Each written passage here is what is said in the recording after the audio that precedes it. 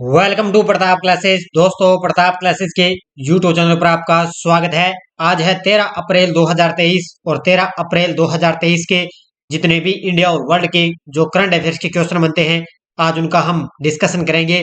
पूरा वीडियो ध्यान से देखना और लास्ट में आपसे क्वेश्चन पूछूंगा जिनके जवाब आपको कमेंट बॉक्स में देना होगा। आज अपने चर्चा करेंगे कि हाल ही में मराठा उद्योग रत्न 2023 पुरस्कार से किसे सम्मानित किया गया और दक्षिणी चीन सागर में अमेरिका देश का सैन्य अभ्यास शुरू हो चुका है दक्षिण चीन सागर के अंदर। और दुनिया के सर्वश्रेष्ठ सार्वजनिक परिवहन में भारतीय शहर इसमें शामिल हो चुका है। इनकी आज हम चर्चा करेंगे। तो डेली आपको 6 बजे पूरे ताजा आपको लेटेस्ट न्यूज के साथ ये आपको क्लास मिलती है शानदार तरीके से। तो सभी साथी एक बार वीडियो को लाइक और शेयर कर दें और इसकी पीडीएफ आपको टेलीग्राम पर मिल जाती है। वीडियो के डिस्क्रिप्शन में टेलीग्राम का लिंक दिया हुआ है, वहां जाकर इसकी पीडीएफ आप डाउनलोड कर सकते हो। और ये हर एक एग्जाम के लिए जैसे से एसएससी सीजीएल है, बैंक है, चाहे UPSC, Delhi police, EORO, Rajasthan police, सूचना सहायक, सीईटी, आर एग्जाम के लिए आपके लिए डेली आपको करंट अफेयर्स की क्लास और संडे के दिन आपको वीकली क्लास मिलती है और पूरा मंथ कंप्लीट होने के बाद पूरी मंथली क्लास आपको मिलती है। तो स्टार्ट करें आज की क्लास। सबसे पहले हम कल के क्वेश्चनों को करते हैं रिवाइज। हाल ही में निर्वाचन आयोग ने किस पार्टी को राष्ट्रीय पार्टी का दर्जा दिया? तो ये दिया है आम आदमी पार्टी को। हाल ही में प्रियांशु राजावत ने ऑर्लियंस मास्टर्स का टाइटल जीत लिया है। इनका संबंध किस खेल से है? तो इनका संबंध है बैडमिंटन से। 84वीं सीनियर राष्ट्रीय एवं अंतर्राष्ट्रीय टेबल टेनिस चैंपियनशिप का आयोजन कहां पर किया गया? तो ये किया गया जम्मू कश्मीर में। और किस केंद्रीय मंत्री ने भारतीय संविधान के डोगरी संस्करण का पहला संस्करण जारी किया? ये किया है किरेन रिजिजू ने। सर्बानंद सोनोवाल ने किस शहर में अंतर्राष्ट्रीय योग महोत्सव को हरी झंडी दिखाकर यानी कि झंडी दिखाकर शुभारंभ किया? ये किया है डिब्रूगढ़ असम में। और पीयूष गोयल के अनुसार भारत कब तक दुनिया की तीसरी सबसे बड़ी अर्थव्यवस्था होगा? तो ये होगा 2027 से 28 तक है। और अमित शाह ने किस राज्य में वाइब्रेट विलेज प्रोग्राम की शुरुआत की? ये किया अरुणाचल प्रदेश में। और हाल ही में किसने ट्यूलिप गार्डन का उद्घाटन किया? ये किया है मनोज सिन्हा ने। दिल्ली ये जम्मू कश्मीर के उपराज्यपाल है मनोज सिन्हा, उन्होंने ट्यूलिप गार्डन का उद्घाटन जम्मू कश्मीर में किया है। तो ये कल के क्वेश्चन थे रिवाइज। और एक सूचना आपके लिए, हमारा जो दूसरा चैनल है आपके लिए नाना क्लासेस राजस्थान करंट अफेयर्स, वो आपके लिए पता है डिजिटल बोर्ड यानी कि लाइव क्लास आपके लिए स्टार्ट हो चुकी है। उस पर कल आपको पता है उसमें राजस्थान में कौन क्या आपको लाइव क्लास की उसमें वीडियो मिली थी आपको। तो अब आपको एक डिजिटल पैनल के साथ आपको लाइव वीडियो उसमें मिलेगा। तो जरूर आप उस चैनल को जरूर ज्वाइन कीजिए और अपनी तैयारी को और आसान बनाएंगे। तो शानदार तरीके से आपको लगातार हमारे दोनों चैनल है वो उसमें राजस्थान करंट करवाया जाता है और यहाँ पे आपको इंडिया करंट की क्लास आपको मिलती है। तो शानदार तरीके से आप जरूर दोनों चैनलों का फॉलो करें और अपनी तैयारी को और मजबूत बनाएं। तो स्टार्ट करें। एक बार सभी साथी वीडियो को लाइक कर दें और शेयर कर दें। देखिए आज की क्लास का पहला प्रश्न। हाल ही में मराठा उद्योग रत्न 2023 पुरस्कार से किसे सम्मानित किया गया? तो हाल ही में मराठा उद्योग रत्न 2023 पुरस्कार से किसे सम्मानित किया गया? ये किया गया है नीलेश सांबरे को। ठीक है, ऑप्शन नंबर सी किसको किया गया है? नीलेश सांबरे को। ऑप्शन नंबर सी, इनको मराठा उद्योग रत्न 2023 पुरस्कार से सम्मानित किया गया है। देखो भगवान, क्या नाम है इनका? नीलेश भगवान सांबरे जिजाऊ शैक्षणिक और सामाजिक फाउंडेशन के संस्थापक को मराठा उद्योग रत्न पुरस्कार से सम्मानित किया गया। ये किसके संस्थापक हैं? ये हैं शैक्षणिक और सामाजिक फाउंडेशन के संस्थापक। कौन है? मराठा उद्योग रत्न पुरस्कार से सम्मानित किया गया और जिनका नाम है नीलेश सांबरे। और मराठा उद्यमी विकास और मार्गदर्शन संस्था महाराष्ट्र राज्य द्वारा आयोजित मराठा उद्यमी सम्मेलन 2023 में ये सम्मान इनको दिए गए। यानी कि महाराष्ट्र के अंदर क्या है कि मराठा उद्यमी सम्मेलन 2023 का आयोजन किया गया था, उसमें यहाँ पर इनको सम्मानित किया गया है। तो ये याद रखना है कि मराठा उद्योग रत्न पुरस्कार से किसे सम्मानित किया गया? नीलेश सांबरे को सम्मानित किया गया है। नेक्स्ट है, दक्षिण चीन सागर में अमेरिका और किस देश का सैन्य अभ्यास शुरू हुआ है? कहां पर है? दक्षिण चीन सागर के अंदर अमेरिका और किस देश का सैन्य अभ्यास शुरू हुआ? ये हुआ है दक्षिण चीन सागर में अमेरिका और फिलीपींस का। ठीक है, किसका हुआ है? अमेरिका और फिलीपींस देश का। देखो अमेरिका और फिलीपींस ने दक्षिणी चीन सागर और ताइवान जलडमरू में अपना सबसे बड़ा युद्धाभ्यास शुरू किया है। तो ये याद रखना है कि सीधे पूछा जा सकता है कि दक्षिण चीन सागर के अंदर किन 2 देशों ने अभ्यास किया, तो अमेरिका और फिलीपींस ने।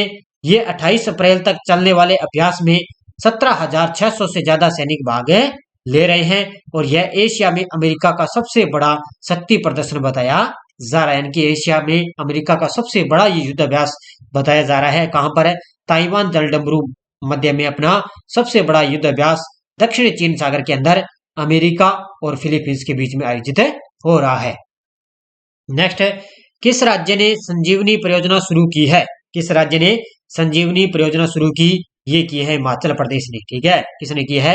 हिमाचल प्रदेश के द्वारा संजीवनी परियोजना शुरू की गई है।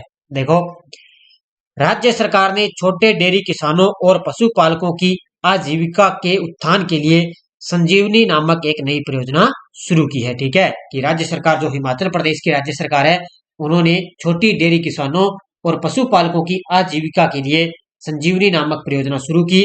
हिमाचल प्रदेश की अर्थव्यवस्था मुख्य रूप से कृषि और पशुपालन पर निर्भर रहती है। तो आपको पता है, हर राज्य की कोई भी राज्य अपने ले लेते हैं तो उसमें लगभग जो अर्थव्यवस्था होती है वो कृषि और पशुपालन पर निर्भर रहती है। तो हिमाचल प्रदेश के द्वारा संजीवनी नामक परियोजना शुरू की गई है। नेक्स्ट देखो, दुनिया के सर्वश्रेष्ठ सार्वजनिक परिवहन वाले 19 शहरों में कौन सा भारतीय शहर शामिल है? दुनिया के सर्वश्रेष्ठ सार्वजनिक परिवहन वाले 19 शहरों में कौन सा भारतीय शहर शामिल है? और वो है मुंबई। ठीक है, कौन सा शहर शामिल है? मुंबई शहर दुनिया के सर्वश्रेष्ठ सार्वजनिक परिवहन वाले 19 शहरों में भारतीय शहर शामिल हो चुका है। देखो, सार्वजनिक परिवहन वाले दुनिया के सबसे अच्छे शहरों की सूची में मुंबई को भी जगह मिल चुकी है। किस शहर को? मुंबई को जगह मिल चुकी है। लंदन के एक मीडिया आउटलेट टाइम आउट ने दुनिया के सबसे अच्छे पब्लिक ट्रांसपोर्ट वाले 19 शहरों की सूची जारी कर दी है। यानी कि 19 शहरों की इसमें सूची जारी की गई है, जिसमें मुंबई शहर को इसमें भी शामिल किया गया है। और 19 शहरों की इस सूची में जर्मनी के बर्लिन को पहले स्थान पर रखा गया है। तो ये पहला स्थान आपसे पूछा जा सकता है कि सार्वजनिक परिवहन वाली दुनिया के सबसे अच्छे शहरों में कौन सा पहले स्थान पर है? तो जर्मनी का बर्लिन शहर पहले स्थान पर है और इसमें मुंबई को भी अपना स्थान मिल चुके। कितने शहरों में? 19 शहरों के अंदर मुंबई को भी स्थान दिया गया है। नेक्स्ट है, भारतीय वायुसेना और किस देश के बीच बड़े पैमाने पर संयुक्त अभ्यास को आयोजित कर रही है? भारतीय वायुसेना और किस देश के बीच में बड़े पैमाने पर संयुक्त अभ्यास को एक आयोजन करने जा रही है? तो ये भारतीय वायुसेना और यूनान के बीच होगा। ठीक है, किसके बीच है? 10 दिनों का ये अभ्यास चलेगा। ठीक है, 10 दिनों का ये अभ्यास चलेगा भारतीय और यूनान के बीच में।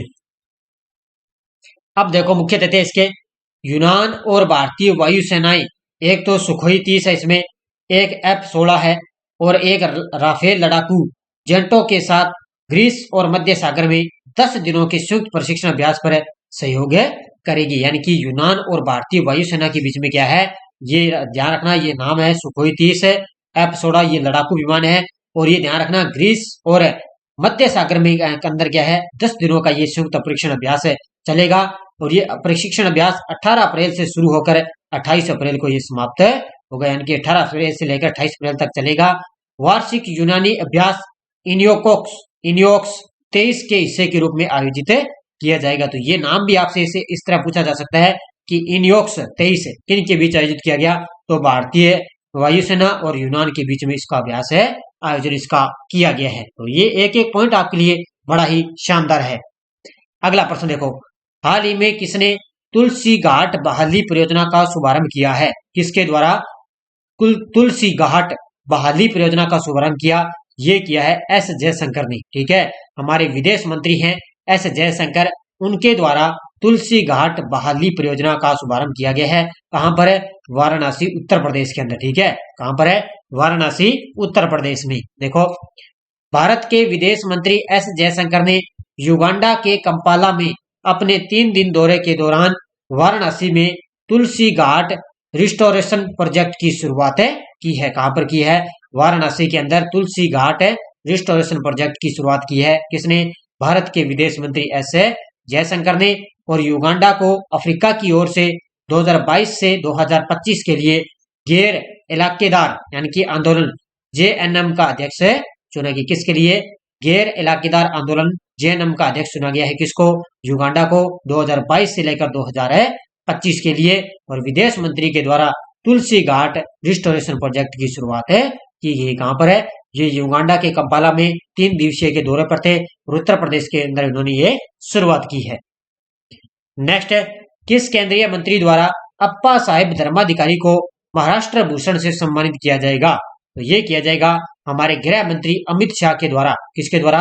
हमारे गृह मंत्री अमित शाह के द्वारा अप्पा साहेब धर्माधिकारी को महाराष्ट्र भूषण से सम्मानित किया जाएगा। देखो, केंद्रीय गृह मंत्री अमित शाह ने 16 अप्रैल को समाज सेवक और सुधारक के रूप में प्रसिद्ध दत्तात्रेय नारायण धर्माधिकारी, ठीक है, इनका पहले नाम था दत्तात्रेय नारायण धर्माधिकारी, जिन्हें अप्पा साहेब धर्माधिकारी भी कहा जाता है, इनको महाराष्ट्र भूषण पुरस्कार प्रदान किया जाएगा। किसके द्वारा? अमित शाह के द्वारा। कब है? 16 अप्रैल को, ठीक है, अभी 13 अप्रैल हुई है, 16 अप्रैल को इनको सम्मानित किया जाएगा।